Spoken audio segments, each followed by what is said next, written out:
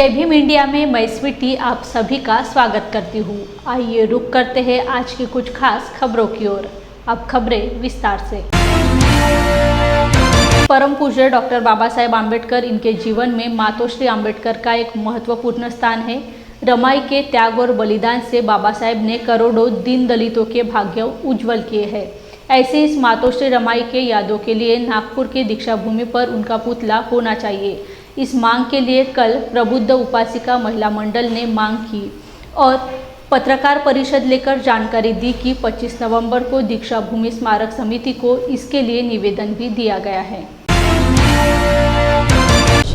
त्या रमा आईने जो त्याग केला त्यामुळे जे बाबासाहेब आज घडलेले आहे त्यांच्या पाठीशी खंबीरपणे उभे राहिल्या, त्यामुळे त्यांचे एवढे वर्चस्व आणि सगळं भारतात त्यांनी नाव कमावलं। त्याचप्रमाणे रमा आई ही आपली त्यांच्या पाठीशी उभी होती म्हणून त्यांचाही कुठेतरी आपल्याला उल्लेख हवा आहे, पुतळा हवा आहे। आणि या दृष्टीने महिला मंडळ आम्ही सगळं हे घडवून आणलेलं आहे कार्यक्रम आणि तिथे आम्हाला रमाईचा पुतळा हवा आहे। कारण रमाईचा जो त्याग आहे तो कुठल्याही स्त्रीने केलेला नाही आतापर्यंत। तसेच त्यांच्या त्यागामुळे आणि आपल्या असीम प्रेम भावनेमुळे आपल्याला रमा आईचा पुतळा हवा आहे। या पत्रपरिषदेत एवढेच मी सांगू इच्छिते। कुठे तुम्हाला रमा आईचा हा दीक्षाभूमीवर बाबासाहेबांच्या बाजूला 2 एकर जागा तिथे दिलेली आहे। तिथे 3-4 पुतळे आहेतच ऑलरेडी, पण रमा आईचा पुतळा बाबासाहेबांच्या बाजूला हवा आहे आम्हाला। तेही पुतळे राहतील, त्यांचा आम्हाला विरोध नाही आहे। विरोध कशालाही करणार नाही आम्ही, फक्त आम्हाला रमा आईचा पुतळा त्या जागेवर दीक्षाभूमीवर हवा आहे। ज्या आईने म्हटलं होतं की मला पंढरीला न्या आणि पंढरीच्या विठोबाचं दर्शन द्या, पण ते त्यावेळेला बाबासाहेबांनी मान्य केलं नाही की काय हा विठोबा देणार आहे आपल्याला दर्शन, आपल्याला तिथे जाण्यासुद्धा मज्जाव आहे। तेव्हा बाबासाहेबांनी म्हटलं होतं की मी अशी पंढरी निर्माण करून दाखवेल की तिथे सर्वांना खुले राहणार दर्शन आणि सर्व लोक मिळून तिथे येणार। हजारो संख्येने आज तिथे लोक येतात दर्शनाला। ही एवढी मोठी पंढरी आपल्या बाबासाहेबांनी निर्माण केली, ती फक्त रमा आईच्या स्वप्नामुळे, आणि म्हणून आम्हाला रमा आईचा पुतळा त्यांच्या बाजूला दीक्षाभूमीवरच हवा आहे असं मी सांगू इच्छिते। तुम्ही हे सांगा की आता जी फायनल मूर्ती आलेली आहे, हो हो, त्याला तुमचा विरोध आहे का? अजिबात विरोध नाही। ती मूर्ती पण राहील, ती मूर्ती पण राहील, पण त्याच बाजूला आंबेडकरांच्या बाजूलाच आपली रमाईची मूर्ती पण बसवावी एवढा आमचा अट्टास आग्रह आहे। ती मूर्ती राहील, त्याला आमचा अजिबात विरोध नाही। ते श्रद्धास्थान आहे, आपलं प्रेरणास्थान आहे। बुद्ध हे बाबासाहेबांचे गुरु होते आणि गुरु असल्यामुळे त्यांना आम्ही विरोध करणार नाही किंवा कुठल्याही लोकांनी विरोध म्हणजे करण्याचा प्रश्नच येत नाही। फक्त आम्हाला आमची मागणी आहे रमा आईचा पुतळा बाबासाहेबांच्या बाजूला आणि दीक्षाभूमीवर उभारण्यात यावा। डॉक्टर बाबा साहेब आम्बेडकर स्मृति समिति की ओर से संविधान दिवस बड़े ही हर्षोल्लास के साथ मनाया गया। ऋषिकेश कांबले ने छात्रों का मार्गदर्शन किया। साथ ही संविधान दिवस के अवसर पर निर्देशित आलोचक टीकाकार उन्होंने कहा कि विश्व का एकमात्र संविधान भारतीय संविधान है। विषय ज्ञान प्रदर्शनी का आयोजन किया गया। इसमें छात्रों ने विभिन्न कला साहित्य परियोजनाओं और यंत्रणों का निर्माण किया था। भावनाताई आणि बाबासाहेब आंबेडकरांनी या सगळ्या जातींचा धर्मांचा भाषांचा विचार करून हे संविधान लिहिलेलं आहे। आजच्या रोजी बाबासाहेब आंबेडकरांनी या देशाला संविधान किंवा राज्यघटना अर्पण केलेला हा दिवस, यानंतरच्या 2 महिन्यानंतर म्हणजे 26 जानेवारी 1950ला या संविधानाचा कुपलानींनी सांगितलं कि डॉक्टर बाबा साहब आम्बेडकर आज आप बहुत खुश नजर आ रहे हो। बाबा साहब आम्बेडकर आज आप बहुत खुश नजर आ रहे हो, क्या बात है? बाबा साहब आम्बेडकर ने कहा हाँ, कुपलानींनी सांगितलं कि डॉक्टर बाबा साहब आम्बेडकर आज आप बहुत खुश नजर आ रहे हो। बाबा साहब आम्बेडकर आज बहुत खुश नजर आ रहे हो, क्या बात है? बाबा साहब अम्बेडकर ने कहा, हाँ आज मैं बहुत खुश हूं, मैं सदियों से चली आ रही परंपरा को मैंने खत्म कर दिया है। क्या थी वो परंपरा कि 24 नवंबर 25 नवंबर तक रानी के पेट से राजा जन्म लेता था, लेकिन 25 तारीख के बाद इस देश में मतपेटी से राजा जन्म लेगा। तो कृपलानी ने कहा,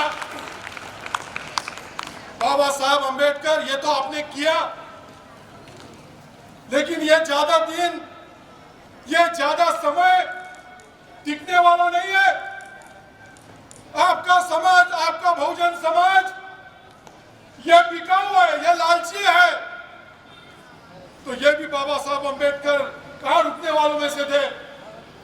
तो बाबा साहब अम्बेडकर ने कहा, मिस्टर कृपलानी मेरी एक बात याद रखना, जिस दिन मेरे समाज को, मेरे बहुजन समाज को अपनी वोट की कीमत महसूस होगी, उस दिन इस देश में तेरे जैसा भिखारी कोई नहीं होगा।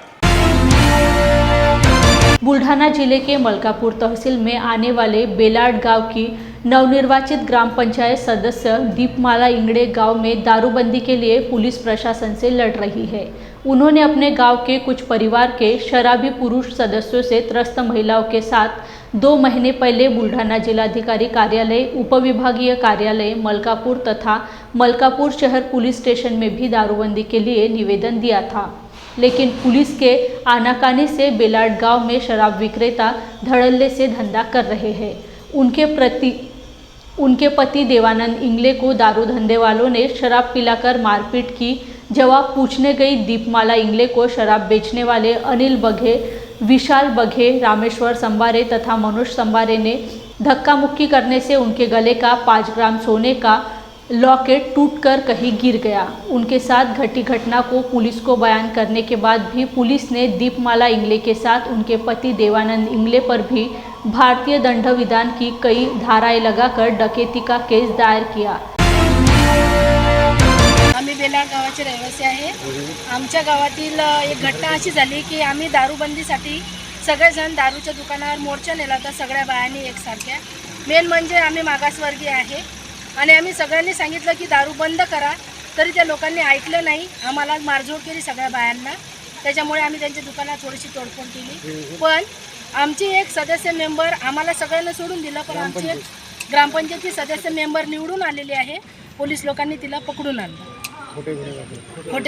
खोटेपणाचा गुन्हा दाखल केला त्याच्यावर। आम्ही पोलिसांना तो निषेध केलेला आहे, आम्ही सगळं लिगली केलेलं आहे। जोपर्यंत त्या बाईला सोडत नाही तोपर्यंत आम्ही इथून हलणार नाही। जय भीम इंडिया में वक्त हो चला है एक छोटी सी ब्रेक का, मिलते हैं ब्रेक के बाद। क्या हुआ बहू? माँ, पाइल्स की बहुत तकलीफ हो रही है। तो तुम गुदरोग सर्जन के पास क्यों नहीं गई? देखो, जैसे हार्ट के लिए हार्ट स्पेशलिस्ट, ब्रेन के लिए ब्रेन स्पेशलिस्ट, तो पाइल्स के लिए पाइल्स स्पेशलिस्ट क्यों नहीं? स्त्री हो या पुरुष, टॉयलेट में तकलीफ केवल पाइल्स ही नहीं, और भी कई प्रकार के गुदरोग तथा कैंसर भी हो सकता है। इसीलिए इसकी प्रत्यक्ष जांच जरूरी है। ठीक है माँ, पर जांच के लिए हम जाएंगे कहाँ? वही काले आयुर्वेदिक पाइल्स हॉस्पिटल में। लेकिन माँ, प्रेगनेंसी में पाइल्स की दवाइयाँ?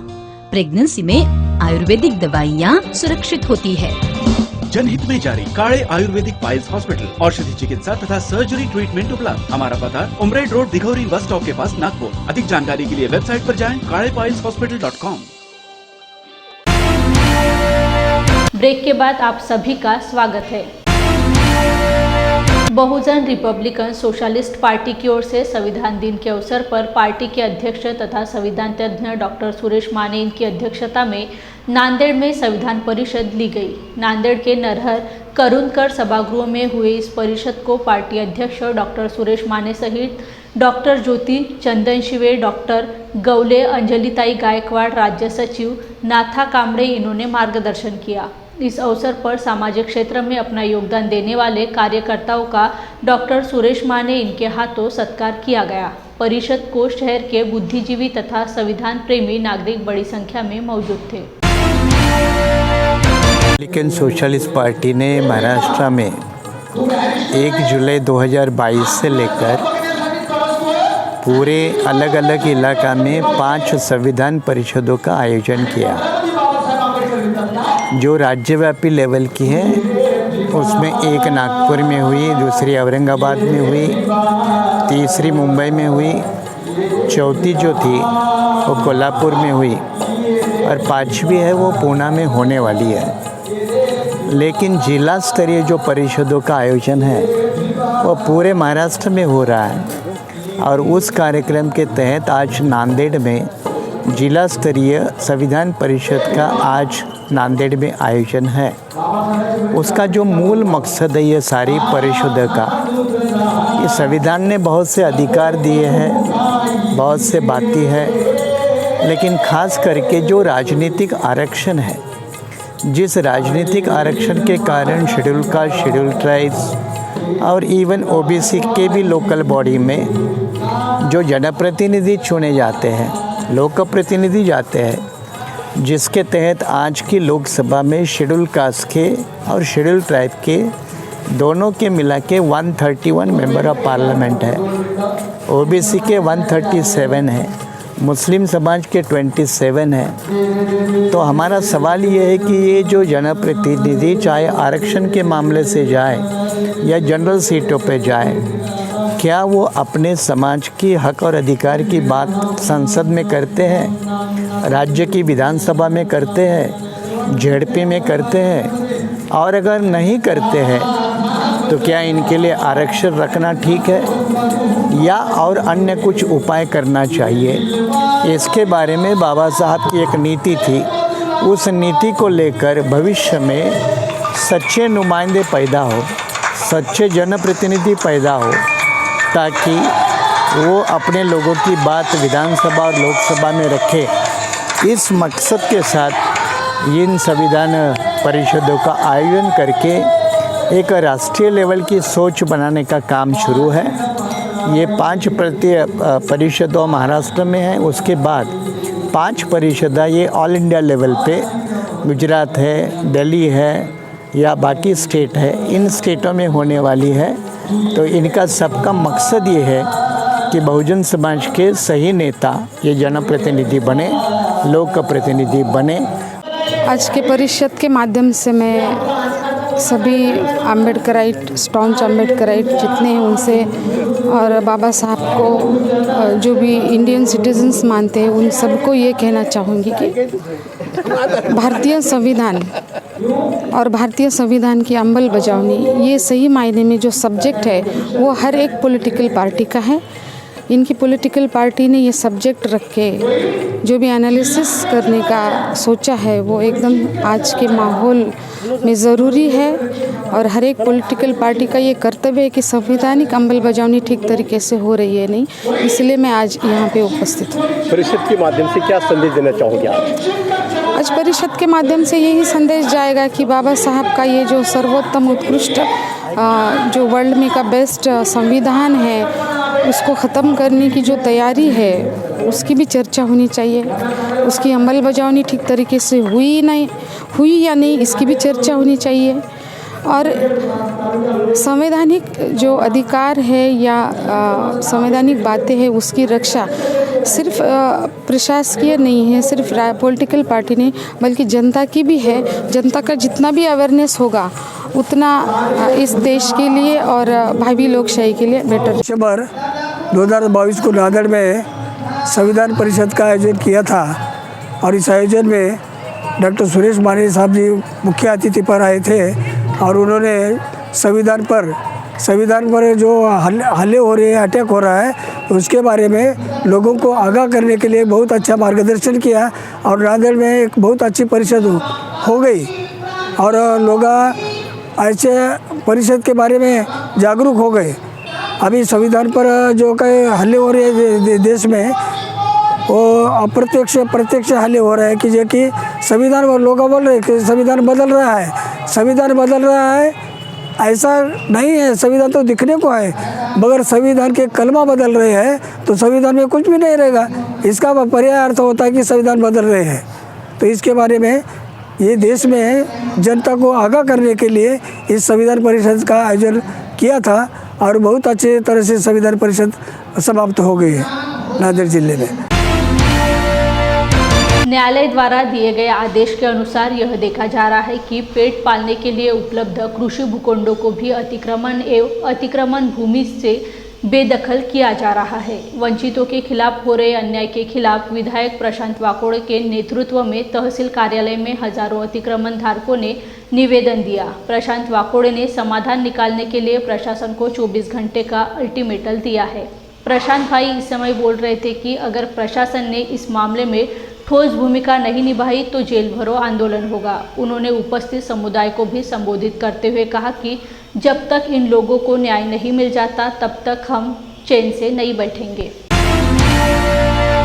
संपूर्ण महाराष्ट्रामध्ये शासकीय गायरान जमिनीवरती ज्या लोकांनी अतिक्रमण केलेलं आहे यांचे अतिक्रमण निष्कासित करण्याचे निर्देश उच्च न्यायालय मुंबई यांनी अलीकडच्या काळामध्ये दिलेले आहे आणि त्याच आदेशाच्या अनुषंगाने या ठिकाणी संपूर्ण महाराष्ट्रामध्ये अतिक्रमणधारकांचं अतिक्रमण निष्कासित करण्याची कार्यवाही सुरू झालेली आहे। त्याचाच एक भाग म्हणून बुलढाणा जिल्ह्यामध्ये माननीय जिल्हाधिकारी यांनी संबंधित तहसीलदार, संबंधित BDO, संबंधित CO यांना याबाबत निर्देश दिलेले आहे आणि या यंत्रणेने त्यांच्या अधीनस्थ असलेल्या ज्या काही यंत्रणा आहे ग्रामपंचायत त्याचबरोबर आणखी जे काही विभाग असतील या विभागांना तात्काळ अतिक्रमण निष्कासित करून त्या पद्धतीनं 7 दिवसाच्या आतमध्ये वरिष्ठ कार्यालयात असा अहवाल सादर करावा अशा प्रकारची आडमोठी भूमिका ही प्रशासनाने घेतलेली आहे। म्हणून या ठिकाणी हायकोर्टाने घेतलेला हा जो निर्णय आहे हा निर्णय अन्यायकारक आहे। अन्यायकारक असल्यामुळे या ठिकाणी या अन्यायकारक निकालाच्या विरोधामध्ये आज माननीय मोताळा तहसीलदार श्रीमती सारिकाताई भगत यांना या आशयाचं निवेदन संपूर्ण तालुक्याच्या वतीने अतिक्रमणधारकांच्या वतीने वेगवेगळ्या सामाजिक संघटनेच्या वतीने आंबेडकरी चळवळीतील ज्येष्ठ मार्गदर्शक नेते यांच्या सर्वांच्या वतीने त्याचबरोबर वंचित बहुजन आघाडी शाखा मोताळा यांच्या वतीने माननीय तहसीलदार साहेबांना निवेदन दिलेले आहे। त्यांनी ज्या निवेदनामध्ये ज्या गोष्टी नमूद केलेल्या आहेत त्यामुळे आज या ठिकाणी अतिक्रमणधारक हा भयभीत झालेला आहे की तुमचं अतिक्रमण या कालावधीमध्ये 31 डिसेंबरच्या आतमध्ये तुम्ही स्वतःहून काढून घेण्यात यावं। तुम्ही जर ते काढलं नाही तर या ठिकाणी पोलीस संरक्षणामध्ये आपलं अतिक्रमण निष्कासित करण्यात येईल। यामुळे आज अनेक लोकांवरती उपासमारण्याची वेळ येण्याची शक्यता नाकारता येत नाही। या ठिकाणी अनेक लोक आत्महत्या करण्याच्या उंबरठ्यावर आहे ही शक्यता सुद्धा नाकारता येत नाही। म्हणून या ठिकाणी हायकोर्टाने घेतलेला जो निर्णय आहे त्याच्या विरोधामध्ये आम्ही हायकोर्टामध्ये सुप्रीम कोर्टामध्ये पुन्हा रिट पिटिशन दाखल करून पुन्हा फेरविचार याचिका दाखल करून या ठिकाणी संबंध 22 लाख जे काही 93,000 लोक आहेत की जे लोक या कारवाईमुळे बाधित होणार आहे, ज्या लोकांचं अतिक्रमण निष्कासित होणार आहे तर या ठिकाणी न्यायालयीन लढा सुद्धा आम्ही उभा करणार आहे। मात्र या ठिकाणी यांनी दिलेल्या निर्देशावर माननीय मुख्यमंत्री एकनाथजी शिंदे यांनी संबंधित मुख्य सचिव महसूल विभागाचे नितीन करीर म्हणून यांना असे निर्देश दिले की यांनी ज्या नोटिसा बजावलेल्या आहेत महसूल डिपार्टमेंटने या नोटिसांना तात्काळ स्थगिती देण्यात यावी। म्हणून आज आम्ही माननीय तहसीलदार साहेबांना निवेदनाद्वारे अशी विनंती केली की तुम्ही जर 24 तासाच्या आत या नोटिसाला जर स्थगिती दिली नाही तर याच्यापेक्षा तीव्र आंदोलन ही सुरुवात आहे। मोताळा तालुक्यामध्ये आज ही ठिणगी पडली। मिनी विधानसभा मानी जाने वाली ग्राम पंचायत के चुनाव की घंटी बजनी शुरू हो गई है। इसमें रायगढ़ जिले के 7 विधायकों का परिश्रम किया गया। इस ग्राम पंचायत चुनाव में 240 ग्राम पंचायतें शामिल है। पंचायत समिति चुनाव की पृष्ठभूमि में ग्राम पंचायत चुनाव महत्वपूर्ण माने जाते हैं। सुनील तटकरे, श्री अनिकेत तटकरे, पूर्व पालक मंत्री अदिति तटकरे ने कमर कस ली है। तटकरे आवेदन दाखिल करने से लेकर प्रचार रैलियों में भाग लेते नजर आ रहे हैं। राष्ट्रवादी कांग्रेस पक्षाचा हम तुम्हारे साथ हैं, हम तुम्हारे साथ हैं।